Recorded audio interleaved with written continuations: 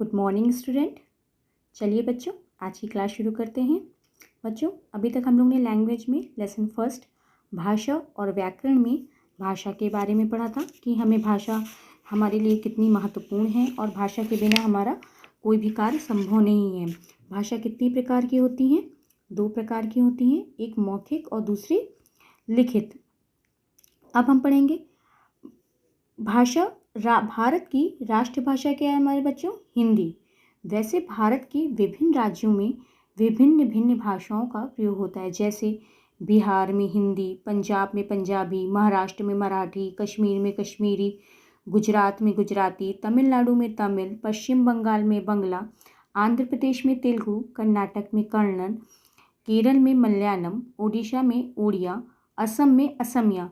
जहाँ बच्चों हर जगह पे अपनी एक भाषा होती है, क्योंकि हम भाषा ही बच्चों हमारा एक ऐसा माध्यम और एक साधन है जिसके द्वारा हम अपने विचार व्यक्त कर सकते हैं और उन विचारों के माध्यम से हम क्या सोचते हैं, क्या कहना चाहते हैं, क्या करना चाहते हैं, उन्हें हम अपनी भाषा के माध्यम से ही प्रस्तुत कर सकते हैं।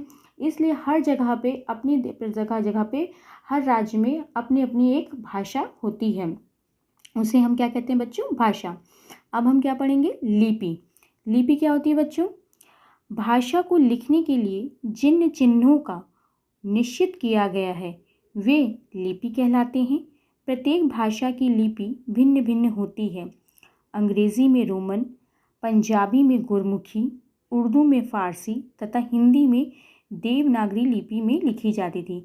बच्चों, लिपि क्या होती है? लिपि वह होती है जो उसके लिए एक निश्चित पर्टिकुलर एक चिन्ह निश्चित किए गए हैं कि वह लिपि के चिन्ह हैं, जिससे हमें यह ज्ञात होता है कि वह हमारी लिपि है।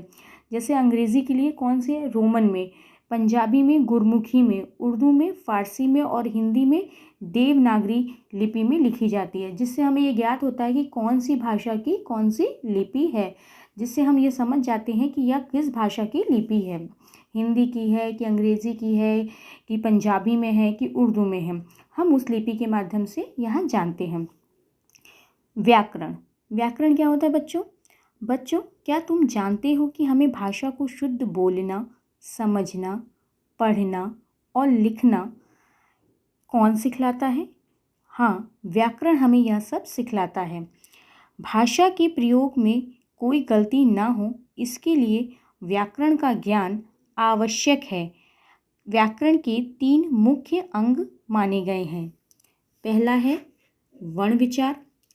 इसमें वर्णों के उच्चारण और उनके लिखने के ढंग पर विचार होता है। दूसरा है शब्द विचार। इसमें वर्णों के मेल से बने शब्दों तथा उनके भेदों पर विचार होता है। वाक्य विचार। इसमें वाक्य की रचना पर विचार होता है। बच्चों, व्याकरण क्या होता है? व्याकरण ही हमें यह सिखलाता है, बताता है कि हमें मेरी भाषा में क्या शुद्धता है, क्या नहीं है, किस प्रकार हमें शुद्ध बोलना, लिखना और पढ़ना, समझना, यह सब हमें किसके माध्यम से होता है बच्चों? व्याकरण के द्वारा होता है। अगर व्याकरण में कोई भी गलती हो जाती, मतलब भाषा के प्रयोग में कोई गलती ना हो, भाषा के मतलब अगर हम व्याकरण में कोई गलती करते हैं तो वो हमारे भाषा में भी गलती हो जाती है। इसलिए हमें व्याकरण का ज्ञान होना अति आवश्यक है। अगर हम शुद्ध व्याकरण का प्रयोग करेंगे तो हमारी भाषा भी शुद्ध होगी। इसलिए हमें शुद्ध व्याकरण का ज्ञान होना अति आवश्यक है। इसके लिए क्या आवश्यक है कि इसके 3 मुख्य जो अंग हैं उनका पूरा हमें ज्ञान होना चाहिए। पहला वर्ण विचार में। वर्ण विचार में क्या था बच्चों? इसमें वर्णों के उच्चारण तथा उनके लिखने के ढंग पर विचार होता है।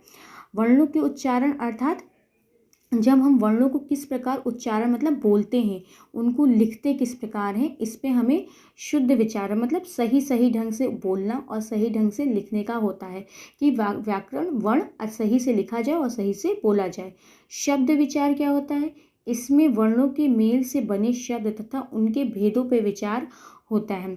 इसमें वर्णों के मतलब जो हम वर्ण बने हैं, शब्द हैं, उनके सही ढंग से भेदों पे विचार, मतलब सही ढंग से लिखे गए हैं कि नहीं, उनके भेद सही हैं कि नहीं, उनको सही प्रकार से व्यवस्थित ढंग से बताना, उस पर विचार होता है।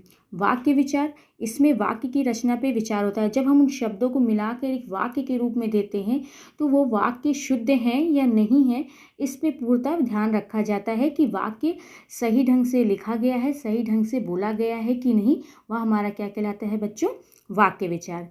इस प्रकार बच्चों हम लोग ने इसमें क्या पढ़ा, भाषा उसे कितने प्रकार की होती है, भाषा क्या होती है। भाषा दो प्रकार की होती है, मौखिक भाषा और लिखित भाषा। लिपि क्या होता है बच्चों, जो कुछ चिन्ह होते हैं जो निश्चित होते हैं, जिनके माध्यम से हमें ज्ञात होता है कि कौन सी किस भाषा की लिपि है। व्याकरण क्या होता है, व्याकरण वह होता है जो हमें शुद्ध बोलना, लिखना, पढ़ना और समझना बताता है, वह हमारा व्याकरण होता है। इसके 3 मुख्य अंग होते हैं, वर्ण विचार, शब्द विचार और वाक्य विचार। बच्चों इससे संबंधित कुछ प्रश्न उत्तर हैं, मौखिक हैं, जिन्हें आपको ओरल पढ़ना है। इससे संबंधित वर्ड टिक मार्क क्वेश्चन है, जिन्हें आप अपनी बुक में ही करिएगा। इसका मैं आपको PDF भेज दूंगी, जिन्हें आप अपनी बुक में ही नोट डाउन कर लीजिएगा, सारी चीज़ें जिन्हें आपको अपनी बुक में ही करना है। इसके आगे हम नेक्स्ट क्लास में पढ़ेंगे बच्चों। धन्यवाद।